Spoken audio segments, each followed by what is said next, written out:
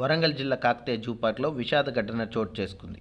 Zoo పార్క్లో సంరక్షణలో ఉన్న అరుదైన వైట్ టైగర్ మృతి చెందినట్లు అధికారులు తెలిపారు. కొంతకాలంగా వైద్య పర్యవేక్షణలో ఉన్న వైట్ టైగర్ పరిస్థితి క్షీణించడంతో చివరకు ప్రాణాలు విడిచినట్టు సమాచారం.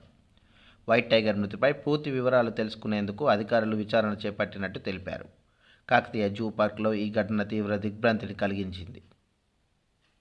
నమస్కారం, నా పేరు Basireddy Mayuri, assistant curator Kakatiya zoological park Hanamkonda.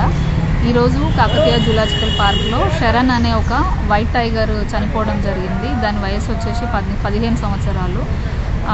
అన్ఫార్చునేట్గా అది ఒక 2 days నుంచి సిక్ అయింది. ఒక వామిటింగ్ చేసుకుంది, అదొక సిమ్టమ్ తప్ప ఏమీ లేకుండే. అయితే దానికి తగ్గట్టుగా మన doctors team and Hyderabad zoological పార్క్లో నుంచి కూడా వెటర్నరీ ఎక్స్పర్ట్ టీం వారి సలహాల మేరకి మనము దాని ట్రీట్మెంట్ అయితే చేయడం జరిగింది.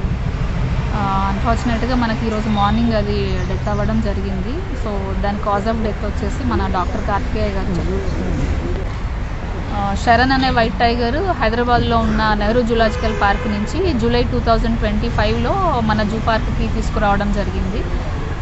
సో జనరల్గా ఆల్బినో వైట్ టైగర్స్ అంటే ఆల్బినో టైగర్స్ అంటారు. రాయల్ బెంగాల్ టైగర్స్కి ఉన్నంత ఇమ్యూనిటీ వచ్చేసి వైట్ టైగర్స్కి ఉండవు. దాని లైఫ్ స్పాన్ జనరల్గా 15 years ఉంటుంది.